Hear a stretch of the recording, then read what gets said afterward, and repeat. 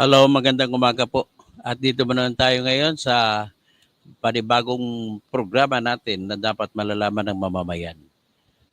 Ang dapat po malalaman ng mamamayan ay ito po talaga nangyayari katotohanan na ayon pa sa iilan mga vloggers na talagang para sa konsensya ng bayan, gaya ni Atty. Libayan, ay talagang ginagawa na nilang bastusan pinakakurakot na nangyari ng mga kongreso sa ngayong panahon.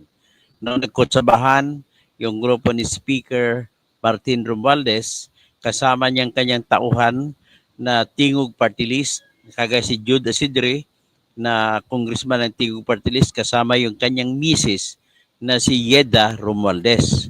At kasama sa pangungulimbat nila yung Ako Bukol Party List na congressman na si Elizalde Co at saka si Jill Bungalon na bata pa lang, mga almost 30 or 20 plus years old pa lang, ay mayroon ng Rolex na relo. So ngayon po, ito po ang lumalabas lahat sa ating mga sitwasyon sa ngayon. Ito po kung bakit paano, no? Ang kanilang objective o gawain, tinanggal nila ang budget na 50 billion pesos mula sa tinatawag na 4Ps. So, tinanggal din ang budget na dapat sana sa PhilHealth, yung 74.4 billion pesos na kung saan yun sana ay pandugtong sa mga madala sa ospital na mga mahirap na sasagutin sana kahit papano 30% ng gastusin sa ospital ay sasagutin ng PhilHealth. Tapos, tinanggal din ang budget ng mga scholars ng Commission on Housing Higher Education na 30 billion pesos. That is equivalent to around 600,000 scholars ang apektado na hindi makapag-aral sa ngayong taon sa 2025 sapagkat kinuha po ni Mr. Tambaluslos ang budget para sa tinatawag na CHED o scholars. At tinanggalan din ng budget yung Office of the Vice President. 'Di ba? Conforme naman tayo doon. Sa totoo lang wala akong kontra sa pagtanggal ng budget kay Sara Duterte. But the problem is yung niluloko niyo mamamayan na pinaniniwala ninyo na makatarungan ang ginagawa ninyo. Yan pala yung pera na 1.3 billion pesos na kinuha niyo sa budget ng Vice President's Office ay ginamit ninyo para sa inyong pansariling kapakanan. Tapos kinunan din ng 96 billion na pundo ang DSWD at ito ay maliban pa sa 4Ps na budget na hawak ng DSWD. So, ang kinuha din sa ibang mga departamento. Tapos kinunan din nila ng pundo ang free college education program ng ating bansa. So kasama itong mga free college education ng mga doktor na pinag-aral ng pamahalaan natin para kung magkaroon na naman ng pandemic sa sunod ay bastante tayo sa mga doktor at mga nurses. At kinuha rin ang budget na 12 billion sa Department of Education na yung 12 billion sana dapat ay para pambili ng computer ng mga pupils at estudyante natin para man lamang maging matatalino ang ating estudyante na pagdating 20 years from now ay hindi maiiwanan sa pangkompetisyon na pangupaligsahan ng kaalaman ang ating mga mamamayan. Tingnan nyo, ehemplo lang ni Vlogcaster Armandin, ng 20 years ago, ang India ay namumuhunan sa edukasyon ng kanilang mga anak. Tingnan mo ngayon ang Indian, ang dami, world champion sa chess, Indian. At ang dami mga IT experts sa mga Indian. Isa sa pinakamayaman sa buong mundo ngayon ay mga Indian. So yan po ang resulta na yan na kung bakit pinutol nila sa ngayon. Mababa po ang rangko ng mga Pilipino ng estudyante sa buong mundo pagdating sa PISA rating. So kung mahina sa math, sa physics, sa science ang ating mga estudyante, mga pupils sa ngayon, ano pa ang masahan mo na kompetisyon para sa Pilipinas sa darating na 20 years o 20 taon mula ngayon? Kinunan din ng pundo ang Department of Transportation na 16.7 billion. Ito ata para sa commuter project sa mga train na ilalagay kung ano na pa mga proyekto ng Department of Transportation. Kasama rin siguro mga airport projects ito, tinanggal. At mahigit sa lahat, kinuha po ang 18 billion pesos na dapat budget ng tupad o di kaya para sa Department of Labor. So ito po lahat-lahat, kung magkano ito, kinuha nila lahat yan para ipundo po sa tinatawag nilang pundo na gusto ng punduhan. Ano yon? Yung ayuda sa kapos ang pera at saka ayuda na AX, Assistance to Individuals in Crisis Situation. At ipinundo rin ng 288 billion, nilagay, nag-create, nagbubuo sila ng bagong gastusin na tinatawag nila na flood control projects. Sa DPWH nila nilagay, pero puro mga flood control projects. Ang tanong, bakit po kursunada nila ang ayuda? Kursunada nila yung proyekto na mga flood control projects? Sagot, kasi po sa ayuda, madali pa po lamang dadayain ang pagbibigay ng pera. At paano dinadaya? Pinapalabas po na kunwari nakatanggap, hindi lahat po ng pera sa AKAP o sa AX ay binigay, ay napunta sa mga nilistang pangalan na nakatanggap ko. No? Ang katotohanan ng buhay po, kami po sa mga kasamahan kong abogado sa aming opisina ay may mga kaso kami na kinukuha ang aming serbisyo na nagpapakita po na ang DSWD ng mga opisyal ay nakipagkutsabahan sa mga congressmen para ipalabasin na natanggap yung mga ayuda. Ibig sabihin, ganun din ang mangyayari dito na gagawin nila ni Romualdez, lalo na gagamitin nila pang eleksyon. At kung ibibigay man, nangangalap sila ng vote buying yan in advance ang mangyayari. Ganun po ang gusto na sa ayuda. Ngayon, ang pinag-usapan natin dito po ay 26 billion para sa mga congressmen at 5 billion para sa Senado. Ngayon, matandaan natin na noong siguro 2 weeks ago, nag-anunsyo si Amy Marcos na tinanggal niya ang budget ng AKAP para sa bersyon ng Senado.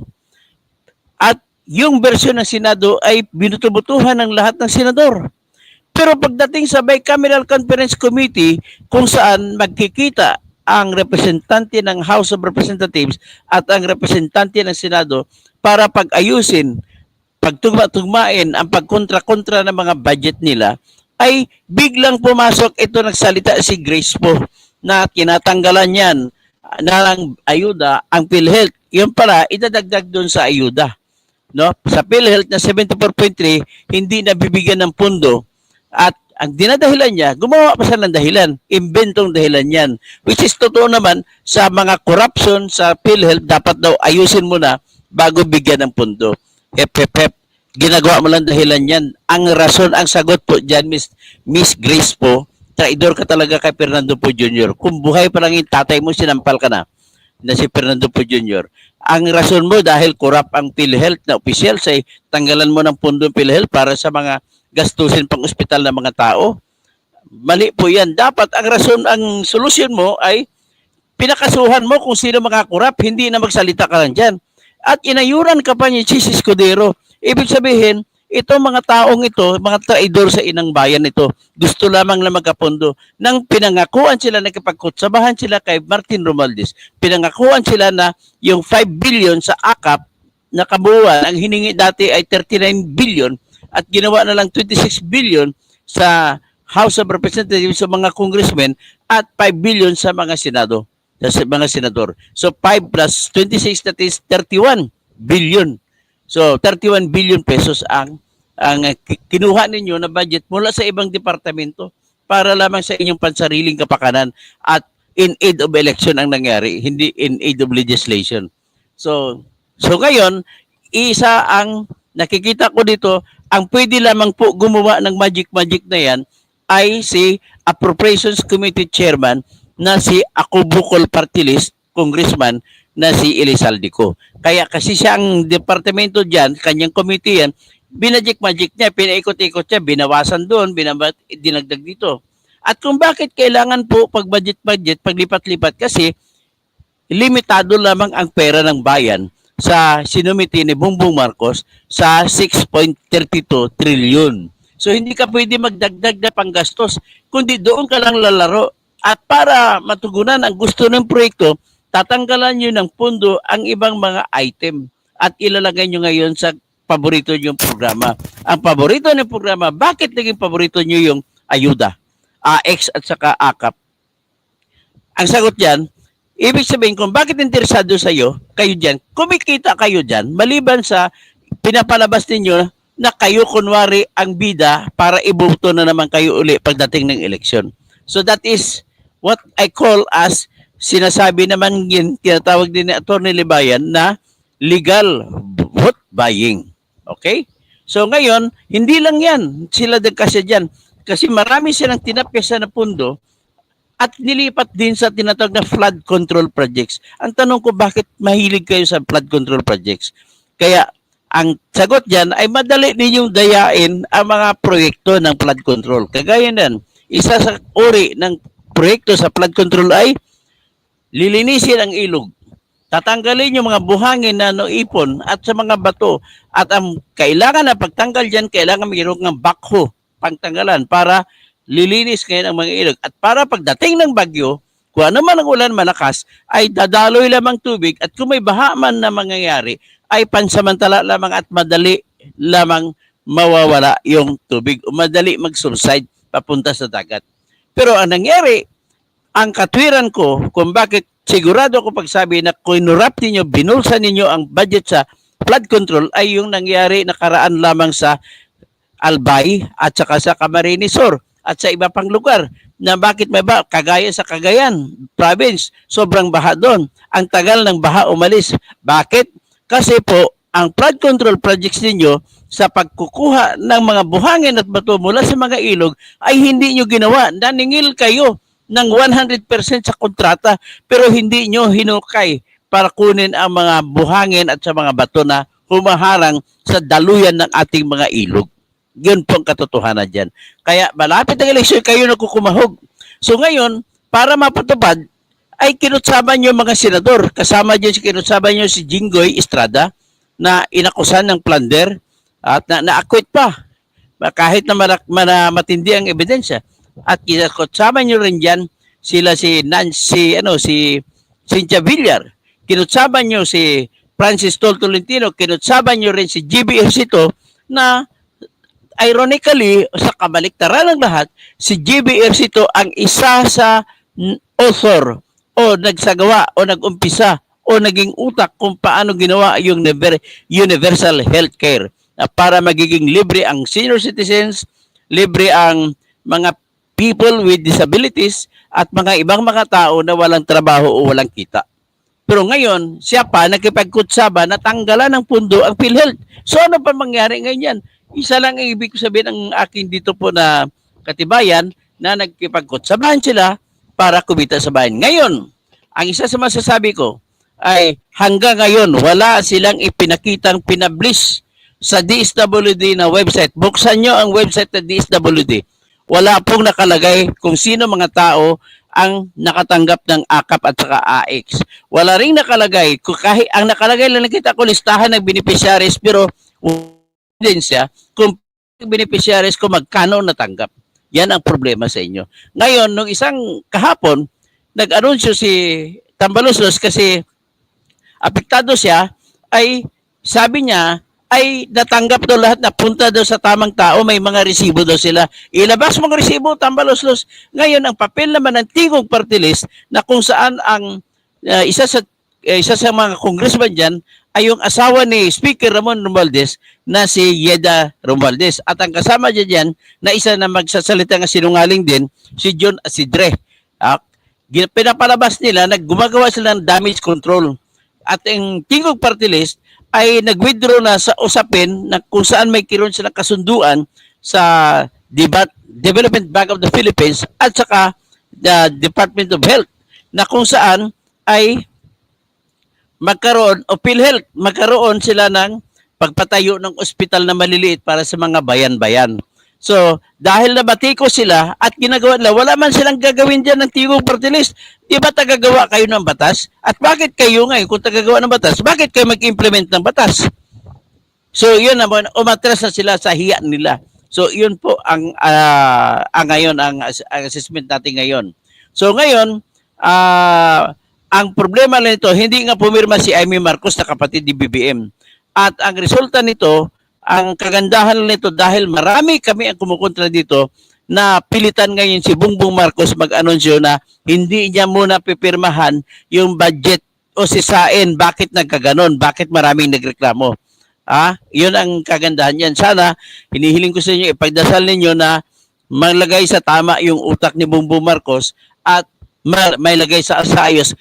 Ang isa sa gusto namin na mangyari ay gusto ko na suportahan yung panawagan ng Makabayan Bloc na mga congressmen na sina Franz Castro, si Arlene Brusas, at si Raul Manuel na ibalik muna, mag-usap ulit ang Bicameral Conference Committee at ayusin finally. Hindi muna pwede naman gagawin yun para maayos at ibalik nyo ang pondo ng computers na para sa DepEd, ibalik nyo ang pondo ng 30 billion para sa mga scholars natin, ibalik nyo ang pondo ng 74.4 billion para sa PhilHealth, at ibalik nyo yung pondo na 18 billion para sa mga tupad na mga trabahante, at ibalik nyo yung pondo na 50 billion para sa mga 4Ps. Alam mo, 4Ps to, mahigit 1 milyon ang nakalista, nakapayment. Nag-antay, dapat sila bigyan din. Ngayon, paano sila mabibigyan? Tinanggalan pa, tinapisan pa ng 50 billion. Ang natitira na lang ngayon ay 70 billion. Dati kasi 120 billion ang budget nila. So, yan lang po ang aking sasabihin sa ngayon at magbantay tayo. At least, natutuwa ako, marami na po nagrarally ngayon laban sa budget na ginagawa. Nakakaintindi na po ngayon ang mamamayan tungkol sa budget. Dati wala po. Ngayon, nakaintindi na. At isa lang, dinidemand ko kay Mr. Romualdez, ipakita ang listahan, pati pirma ng mga tao na nakatanggap ko ng ayuda sa AKAP at saka AX. Kasi talagang ang ginagawa nyo, gagawin ninyong ala Janet na police ang style yan. Kayo na may nakatanggap pero ang katotohanan ay walang nakatanggap. Nakakahiya na kayo lahat.